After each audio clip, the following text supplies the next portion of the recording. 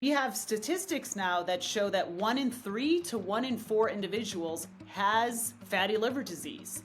And if they don't go to solve it, they'll end up with cirrhosis. I eat healthy and I exercise. Am I still possibly at risk of fatty liver? We know that a poor diet is also related to depression and anxiety. So even from a nutritional psychology standpoint, how do we find a dietary pattern that fits better with mental health, that makes us feel good about today? Even though I think we've made such big moves in this, but we still think that healthy people are the skinny people, right? And that is just so not the case. When you get on these drugs, do you need to be on them for life?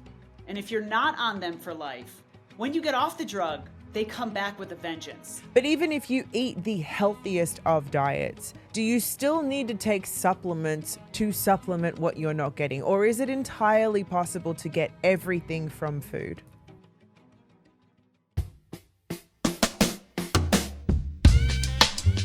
Oldish, the show where age-old questions meet new age answers. With your hosts, Randy Spelling, Brian Austin Green, and Sharna Burgess.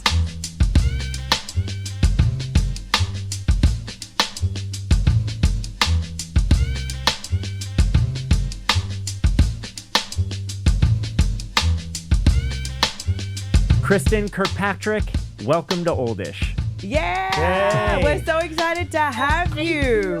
Welcome, Kristin. I am so excited. I'm so excited to be here. Thank you so much. It's such an honor.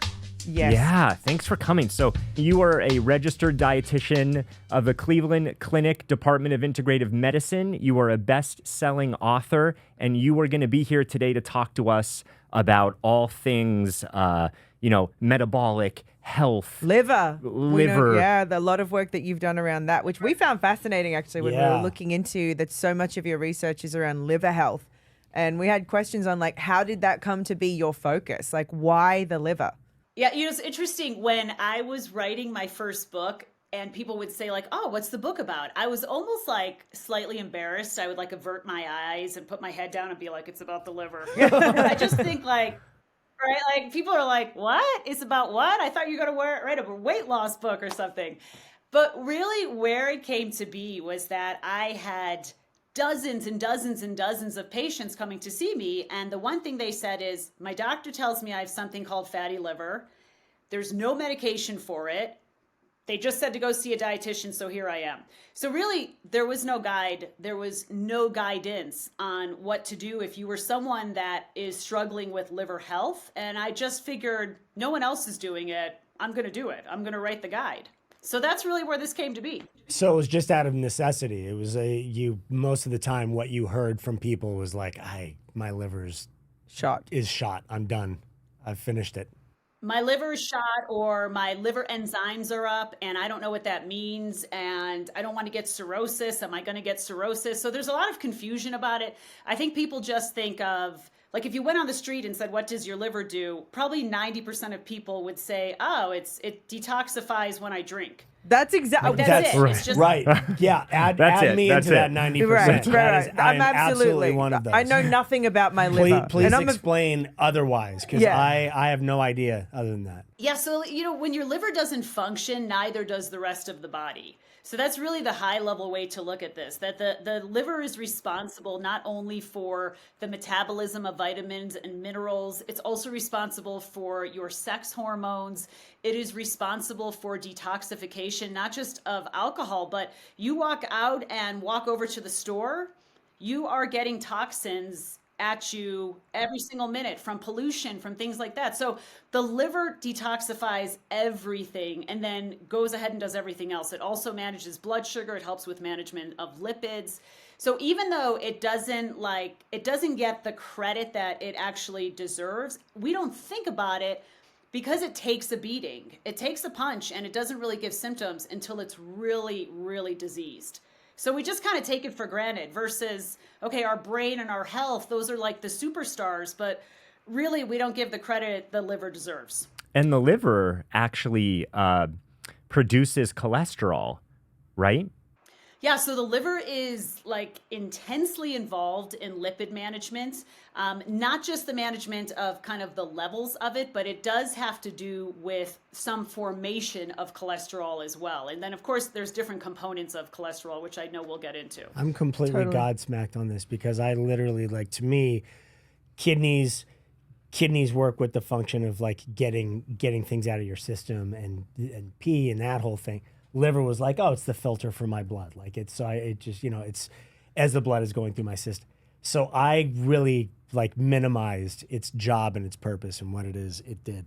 Yeah, so why is this important? I mean, why do we need to pay attention to liver enzymes? So if my liver enzymes were elevated, what would be the cause of that? Right. So there could be a lot of causes, right? And drinking could be one of them, but it's not always the cause. And so that's why there's so much more attention now.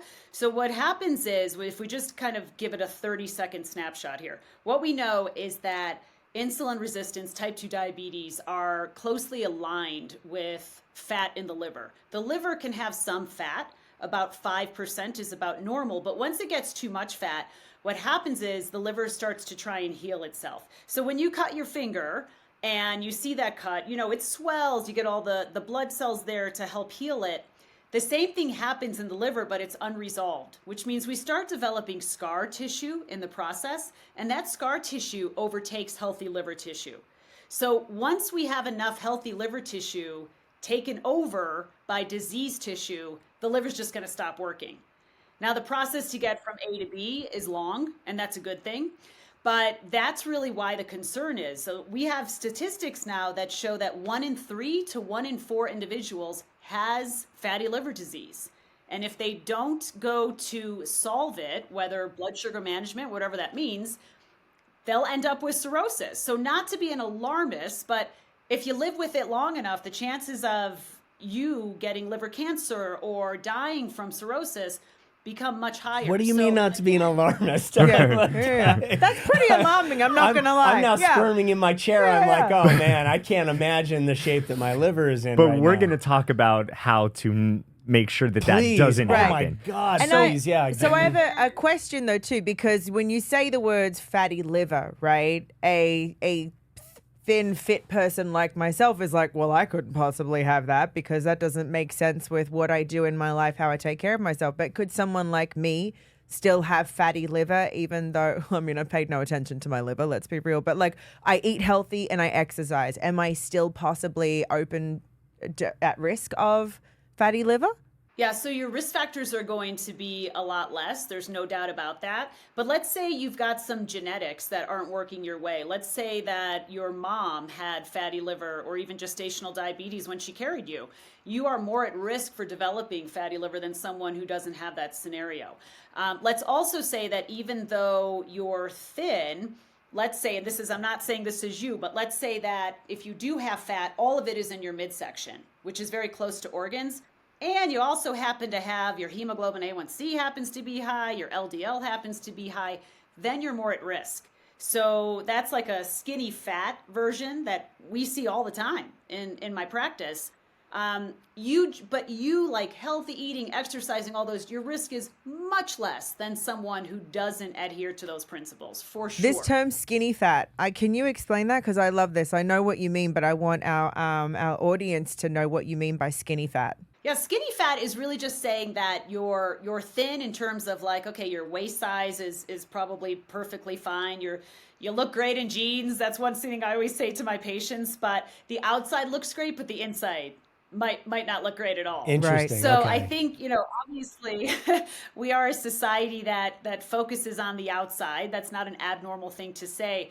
But if the inside is not working, then we're still at risk for disease. We're still prone to disease. You are right. I think we still, even though I think we've made such big moves in this, but we still think that healthy people are the skinny people, right? And that is just so not the case. We label or measure health on the way you look. Yeah, your size is genetics plays such a big part in somebody's size, I would assume. So it's like Absolutely. If you're not active, if you're not taking care of yourself, if you're not eating well, genetically, even though you're thinner, it doesn't mean anything you're compared to healthy. somebody else. That it's like I always make a joke of which I've now seen a few of, like skinny fat people, where I'm like, how is that possible? Like, you are skinny, but at the same time, you So like, unhealthy. Yeah, I can just look at, or that you have the body of a reader. Like, that's always a joke. The body of a what? The body of reader. a reader. Like somebody that, like, all you do is sit around and read books. Like, there's The body of a reader. Yeah. I didn't All right, know so that wait, that's a thing. I have a question on a body of a reader. I know it's yeah. It's So you a learn, visual, you learn right? something You new get here it. every day on Oldish. That is our job. I That's have what a we do. question for you then, Kristin, on this popularity and rise of the GLP-1s and people having this supplement that Wait, then what are GLP-1s? Let's like get into that first. Ozempic, Ozempic, basically. Wegovy. Wegovy, all those things. Got it. How Okay. do you then feel about those? Because people are magically getting thin. They're not eating as much food. They've certainly don't have to exercise to be thin. Is this a side effect where people are now not paying attention to the nutrition they're actually getting, and so their liver is at a higher risk because of using GLP-1s? Yeah, GLP-1s in liver health is really interesting because one of the risk factors for fatty liver is rapid weight loss. So what happens is when you have rapid weight loss, you literally have a release of fat, and that can get stuck in the liver. I'm not using extreme medical terms here, but that's the concept of it. So there is that one risk I factor. visualize like a In terms pool of filter, like when you have too much stuff in the Right, pool. exactly. Yeah, okay. I have about 50 patients right now that are on some sort of GLP-1 agonist drug. So that could be, again, Saxenda, Ozempic, that could be Wegovy. And there's a lot of different variation I see within them. But I will say this, Randy and I were talking about this. It's such an interesting place right now in health because the question is, when you get on these drugs, do you need to be on them for life? And if you're not on them for life, what happens when you dose down or you get off of them? We have to keep in mind that when people feel great on these drugs, they're eating less, they're drinking less, they don't have the cravings, they have a much quieter, what we call food noise. When you get off the drug, they come back with a vengeance. So the thing is, if we're not doing the right lifestyle tactics while we are on the drug, and that means optimizing protein, making sure you're drinking enough water, getting nutrient density literally in every bite because you're eating so much less, then when you get off the drug, you are much more likely to become more metabolically fatter, right? And so we were talking about that, where I was listening to a podcast recently where someone used that term. People that aren't taking the drug and changing lifestyle will become metabolically fatter because when they get off the drug, they've lost that muscle. And so that weight is going to get piled on, and now they've lost the muscle. Well, and then I Right. would also think that there's got to be some sort of like a psychological of like, okay, I'm now not maintaining this skinny weight the same way I was when I was on it. So then there's a little bit more depression that comes in. Then you're changing your eating habits because of that, and you just sort of mental health cycle spiral. with it. You spiral back down. Because you don't have this thing that is like just the magic pill over it all that you're taking that is stabilizing all. Interesting. Right. And Brian, you're so right about that because I have patients that will go off on. Some of them are even kind of delving a little bit more into disordered eating because they'll put on a few pounds and they'll say, oh my gosh, I have to get right back on it.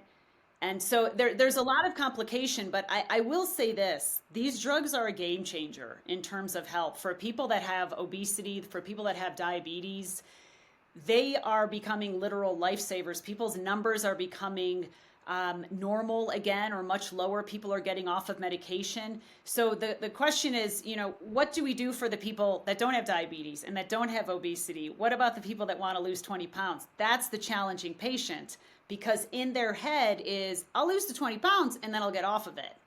So that's really where the challenge comes into is those populations, which I see every single day. Yeah.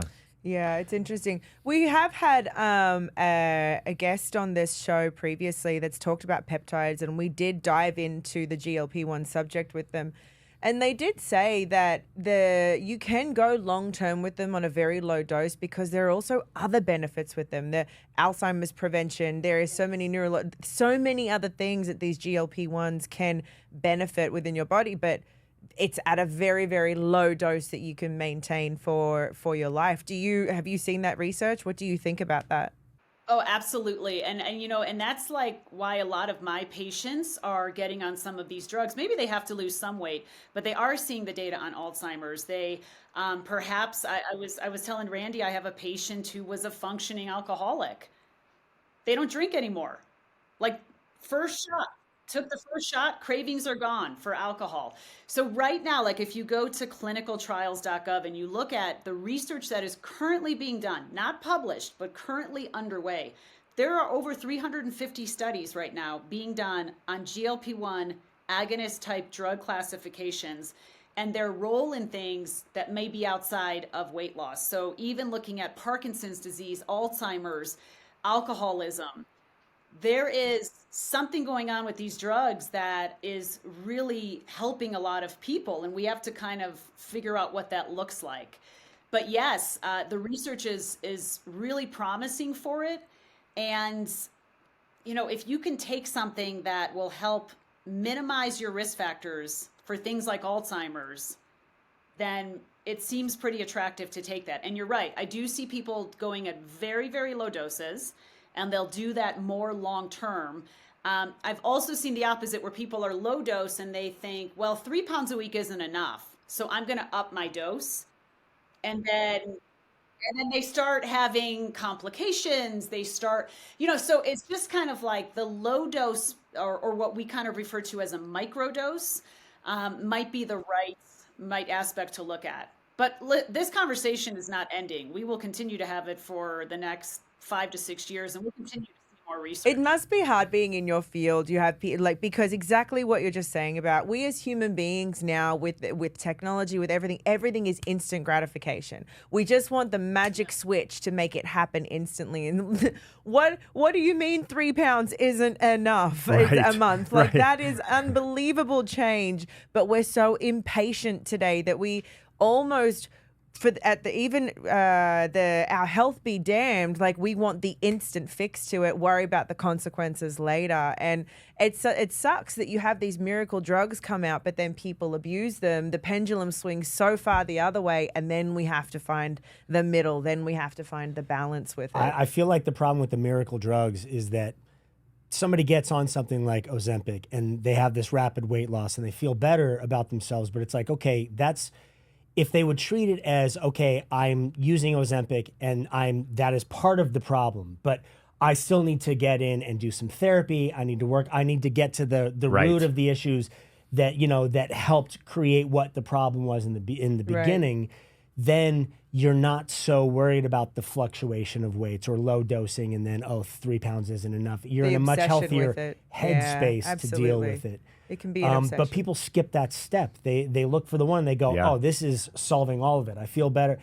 But then that doesn't last forever. I mean, you have to assume, okay, I've now lost all this weight, but now I don't feel completely better or as good as I thought I would. Yeah. Right. So then they start relying on other things, and then I'm tired. Exactly. You spiral in different directions. It can almost become like a butterfly effect. It seems, you know, if you don't deal with all of the issues that you can possibly find. Mm-hmm. Yeah. I mean, I've had patients who like are avid runners and they stop running. And I said, why did you stop running? I don't have the energy anymore. I'm just not eating enough anymore. I'm still walking, but you know, so there is some give and take sometimes, but you're absolutely right. And I kind of define this in my patient population as the why. Right? We all have a why. And a lot of it sometimes is fear-based. There's someone that came before us, your parents, your brother, your sister, whatever, and you don't want to become that person. So that person had cancer, that person had Alzheimer's, and you think, okay, I don't want to become that. That becomes your why. And that we know from studies is really what maintains long-term behavior change. It's not, I need to drop 50 pounds to look great in a wedding dress. That's a short-term behavior change. So I think that's the thing. It's like incorporating the long-term behavior change is really the key to success in trying to figure out, okay, what does my pattern look like from a lifestyle perspective? What can I do today, tomorrow, 5 years from now, a decade from now? Absolutely. But do you get clients, because I know I do in my coaching practice, do you get clients who they see a parental figure or a grandfather, grandmother, someone that had, heart disease or they had a certain type of cancer or diabetic. Is it enough for them to always make the behavioral changes around, let's say, diet and exercise? Because a lot of times I feel like people, they see that short-term goals help because it helps for motivation. But in terms of these long-term, oh, I don't want to end up like that, it seems that people still have a hard time making the changes because it seems far off and it's not exactly relevant until their numbers come back or until there's a health scare and they go, oh no, I'm scared. I have to do something about this. Yeah, well, that's definitely very accurate, especially in people that are much younger. It's like, if we use Alzheimer's for an example, Alzheimer's can start showing up in the brain up to 30 years before a symptom occurs. So if you're not having a symptom, you probably don't worry about it that much. It's just so far off. I actually had a doctor tell me once that, like, the things that plagued my parents, I won't have to worry about. There's going to be drugs for that once I get to their age. So it's kind of like it kind of gives you the free pass, but really, and you're right about what you said about that short term. I just want to, like, enjoy today. I just want to enjoy the food, the drink, and then I'll worry about it tomorrow. But the studies are very clear that it is a accumulation of impact that happens over the course of decades. It's not, it's not one food that did you in or one behavior that did you in. I mean, you could argue that smoking and alcoholism could be the one behavior, but it is decades of making choices that work against you that lead to some of these things. And you're right, it's hard to see into the future, especially when we do have pharmacological indicators, right? Like you got something to lower my cholesterol, then when I get high cholesterol, I'll take it, right? But so I think that's a normal thing to think about. But what does it say about how we feel today, our energy levels, our happiness? We know that a poor diet is also related to depression and anxiety. So even from a nutritional psychology standpoint, how do we find a dietary pattern that fits better with mental health, that makes us feel good about today? Whether we're thinking about those diseases 30 years from now or not. Let's talk about this. Okay. Let's dive into nutrition, and because I know you both I have. was just gonna say, I like, actually want to ask, and I think it's going to lead to nutrition because big questions about the food, especially in America. But I've recently seen from two different accounts on Instagram, right? There's photo taken from, I want to say, the 50s or the 60s at a beach. Oh, and right. Nobody is overweight. Everybody is fit on that beach. Not a single person is. And it's wild when you look. You try and spot it, and it doesn't seem to be. But today, if you go to a beach and you see that, we have many different shapes of bodies, large and small. And we are predominantly in the larger size now. And I know everybody is beautiful and you don't have to be skinny to be healthy. No one's saying all those people were healthy in the 50s. But why is it that obesity and weight gain is such a big thing and so hard for people to manage now when it didn't seem that way 50 years ago? Yeah, we actually have something to relate to more variety in the grocery stores to look at that. So that's number one. You would think that having, in our grandmother's day, she would walk into a store and there would be maybe five, if she was lucky, great grandmother, let's say, breads to choose from. Now there's like 50. And so you would think that the variety creates more informed decisions. The data shows the exact opposite. Variety does not create informed decisions. So that's kind of number one. Number two, we have the formation of ultra-processed foods, which has taken over a huge chunk of our grocery stores, which is something that, our grandparents did not have. They may have had minimally processed foods, but they didn't have ultra-processed foods. So now we have foods that are cheap. Ultra-processed foods, sometimes some experts will refer to it as industrial formulations. So there's really, at the end of the day, no food involved in it whatsoever. And there's something called a NOVA classification, which classifies things as minimally processed, processed, and ultra-processed. Okay, so minimally processed would be baby carrots, right? That is a processed food because it's different from a carrot that you're going to pull from the ground, okay? And then processed might be a breakfast cereal, because the breakfast cereal, they're taking the grain and processing it to be in this they're pretty little- pouring it into a mold and they're drying it to a certain shape and Lots of machines to get it to there. absolutely. It's being fortified Right, with there's no all cereal sorts growing on a tree anywhere. Right. Yeah. Exactly.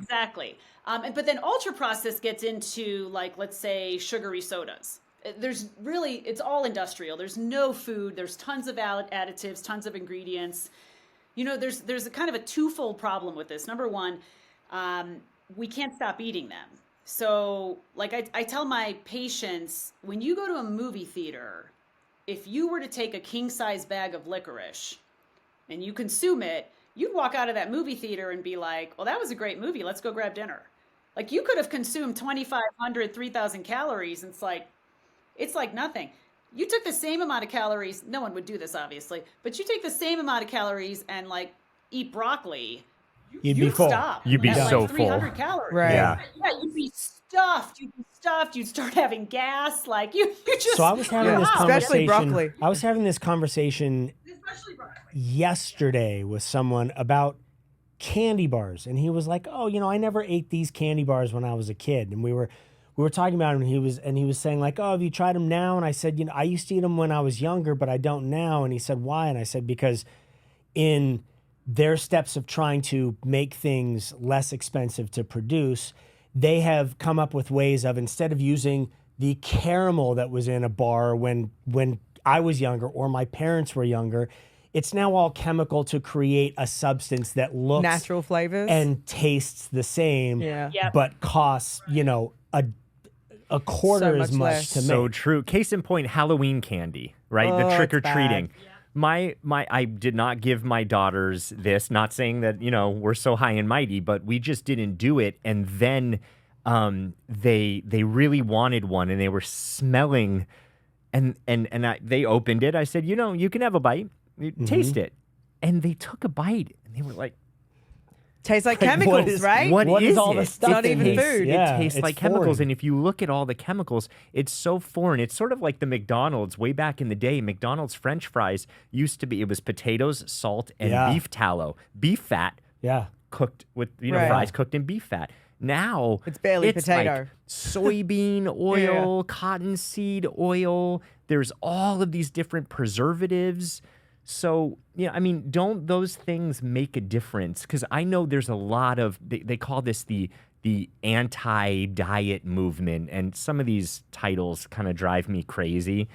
Because you have some people on social media saying all these things about, don't eat this and don't eat that, and the seed oils are all bad. And then you have other people saying, no, that's not true. And it's really hard to cut through the noise. To know what's real. I think it would be super helpful for you to really dissect this a little bit, to understand where what side to be on, and how do we wind up in the middle to make some of the best choices. How do we avoid the fact that when you walk into a store or a movie theater or anything, 99% of the things are now highly processed and create, and they're so bad for you. Yeah, and my thing so is, what do you do? How do you live a normal life And a within healthy this life. current time? Yeah. And take care of your liver and your health that way. So I think we have to stop looking at food as good or bad. I put food in actually one of three buckets. So bucket one is going to be, this is going to contribute to better health span, right? Health span is the amount of years that we enjoy good health, different from lifespan, which is just the amount of years we live, right? But your last years can suck. Okay, so health span is actually a lot more important than lifespan. So this food may help contribute to health span. So that's bucket number one. Bucket number two is, if I have too much of this food, it may inhibit how long my health span is. And bucket three is a neutral. So I think the neutral is where we should focus on. Let's use Diet Cola as an example, because I think every patient that comes in my door, typically women, they're like, I can't give up Diet Cola. All right, I get it. So if you have a Diet Cola once a day, that is very different for your health span versus the only thing I drink is Diet Cola and I have 4 or 5 a day. So I think, like, Brian, to your point, if you're going to a movie theater and you're like, okay, I'm gonna have One the night a week, I'm going to do milk duds and some popcorn and some Yeah, things. one night a week, and then Yeah. the rest of your diet looks good, and you're getting stress management and you're sleeping well.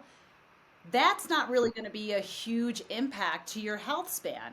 So what we've done in the United States is we've said, well, good, either good or bad. And Randy, you said it correctly where you mentioned the seed oils, right? All seed oils are bad.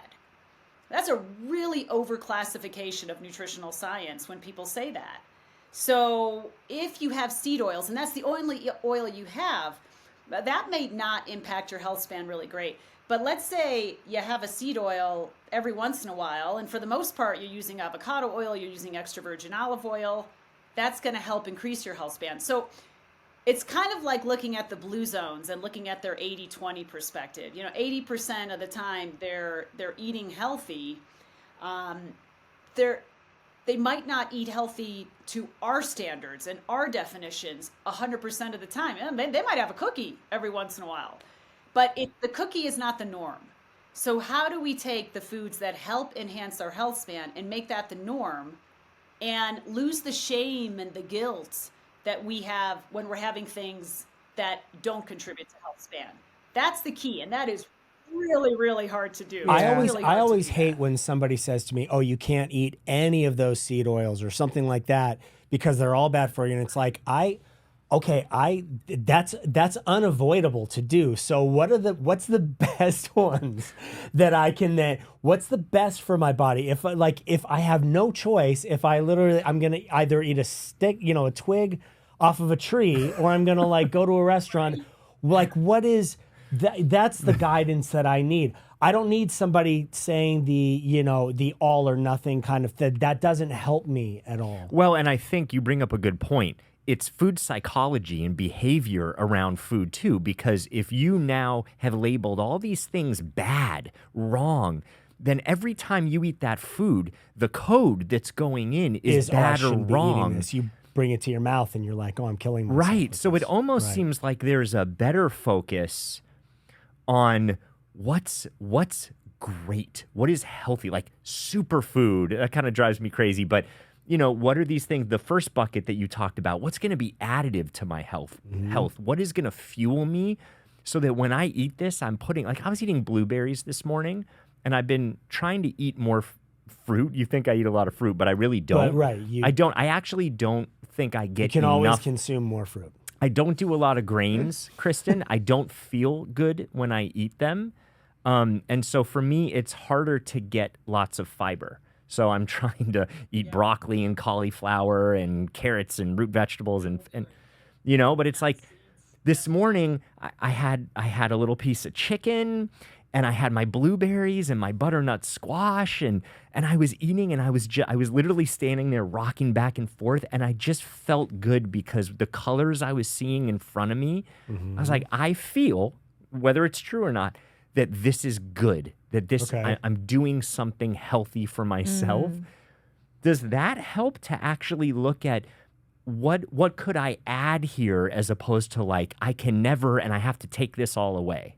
Oh, totally. I totally agree with that. I think like some of the things that by the way, you're not to always cite studies, but there are strong studies Please that do. show that when we find Randy's very dietary study patterns that oriented, fit- so yeah. I love it. I love it. Like I love geeking out, right? But when I always say, like, no one really cares about my opinion. They just care about my interpretation of data. My opinion doesn't really matter. It's interpretation of data. But when we look at the studies, when we adhere to our personal, our cultural, and our religious preferences, we tend to be happier with our food choices. So let's just dive into the personal. I've had patients that will come in and I'll always say, you know what, before we start, tell me your non-negotiable. Because we all have one. It's usually bacon. Like, what's your non-negotiable? What are you not giving up? Usually bacon. It's understandable. It turns Bacon's every delicious. vegetarian. Oh, it's delicious. Bacon tastes delicious. Yeah. It's delicious. Yeah. So then instead of saying, oh, well, bacon's bad, you can't have bacon causes cancer and Alzheimer's and all these things where we're seeing data of high intakes of processed meat, let's instead reverse the conversation and say, okay, let's see, where can we fit bacon into the diet? What if I said, like, let's choose a day every week where you can have some bacon? Would that be great? Oh, that'd be awesome. I thought you were going to cut it out from my diet, right? So now we start this process. Or, okay, you don't love kale. Okay, everyone's like, oh, you gotta eat kale if you want to be healthy. No, you don't. You can eat spinach. You can eat collard greens. It doesn't have to be kale. So what is your personal preferences? What are some of the things that you feel happiest eating? And then if it doesn't help with that health span, where can we fit it in where it's not the starring role? It's just kind of like, a little bit of a side person, right? So that's really the way to look at it. You're right. Restriction, if restriction worked, we'd be the healthiest nation on the face of the earth. Right? Like we're right, but great at we don't have the willpower for. I know I'm I terrible don't have at the willpower. restriction, When somebody's Kristen. like, "You can't eat that," I'm like, "What do you What do you mean? What do you mean I can't eat that? I'm a Right. grown man. You all can't I'm gonna tell me eat." what I can and can't Yeah. do." And that's what I'm referring to when I'm saying we're great at it. We love to restrict, whether it's calories or something else. We're like a nation of like, restrict this, but it doesn't last. We end up going to what we know, what we like, what makes us feel good. So let's just see how we can do that to begin with, but have a structure of a diet that essentially will be nutrient dense enough to get us to a long life where we don't have disability before we die. Kristen, do you think it is possible, especially with the way that food is now and today? And let's be real, it's also more affordable for people to eat ultra processed foods and some of these things. So that definitely comes into play. But even if you eat the healthiest of diets, do you still need to take supplements to supplement what you're not getting? Or is it entirely possible to get everything from food? Yeah. So number one, it depends, number one, on how you're defining healthy. We've been waiting for many years for the FDA to define healthy, and they have not yet done it. Now, they did do a kind of call for comments in the past 2 years. So we do think the FDA will define healthy soon. Why is that important? Because once they define it, food packaging will start putting it on their package, on their front of package claims. They'll put like healthy choice but until it's defined, they can't do that. So that's kind of number one. From a supplement standpoint, there are some things that the body either doesn't do well on its own or needs a little bit of a boost based on that why. So vitamin D is a great example of this. The best source of vitamin D is the UV rays of the sun. It's not salmon, it's not cod liver oil, right? Like eat salmon till your eyes pop out. If you are living in a community where sunlight is not abundant or strong enough, you're more likely to be vitamin D deficient. So, kind of what's the next step? It's not just popping the pill. Go to your doctor, get your vitamin D levels checked, and then figure out what your dose is. So that's one example.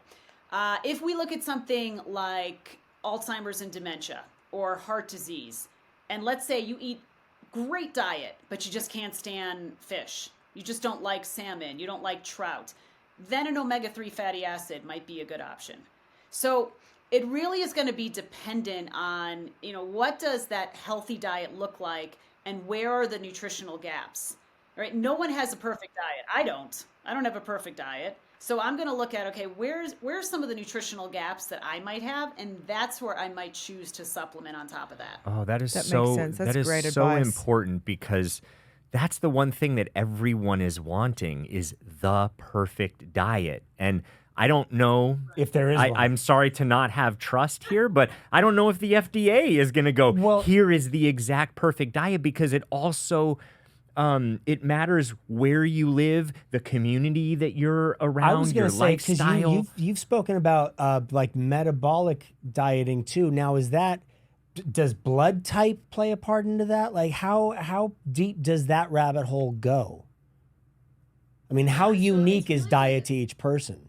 Yeah, I think personalized nutrition is really kind of the wave of the future, whether we look at something like nutrigenomics, which is a genetic test that will tell you where you're most likely to see dietary deficiencies.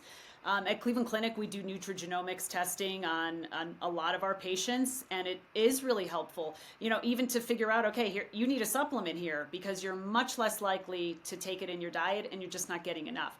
That can be determined by a nutrigenomics test. So that's kind of one indicator. But really, if we look at not so much blood type, because the studies on blood type have really been like debunked as far as blood type follows diet. It's popular, but we don't have a lot of randomized controlled trials that would indicate that it's a really great option to look at.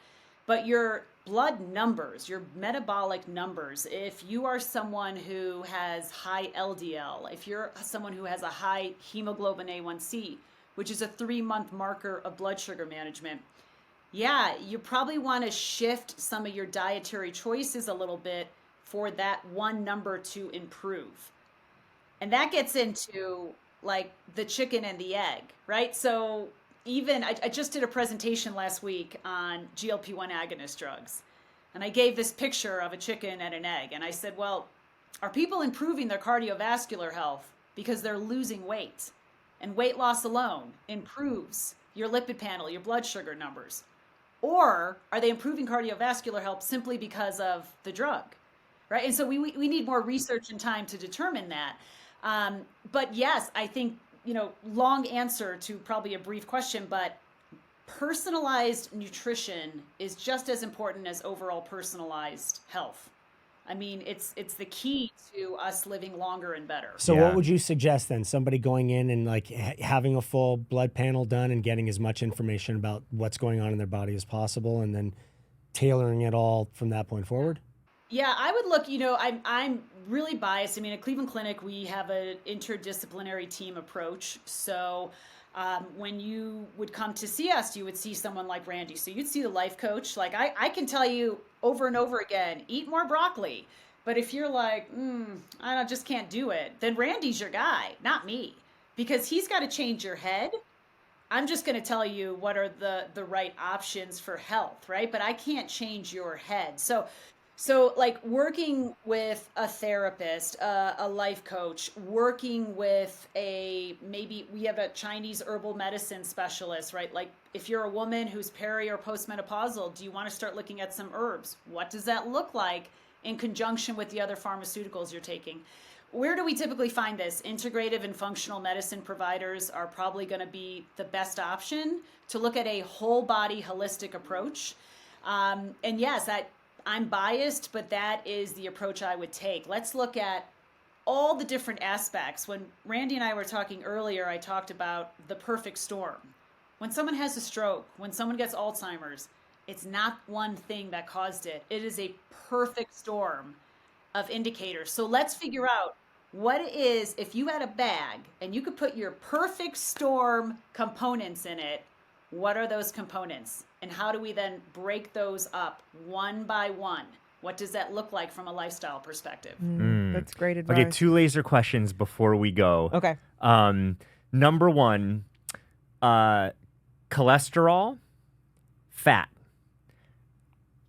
I can't tell you how many discussions I've had with people, and I don't want to argue, but I want to know the definitive from the data.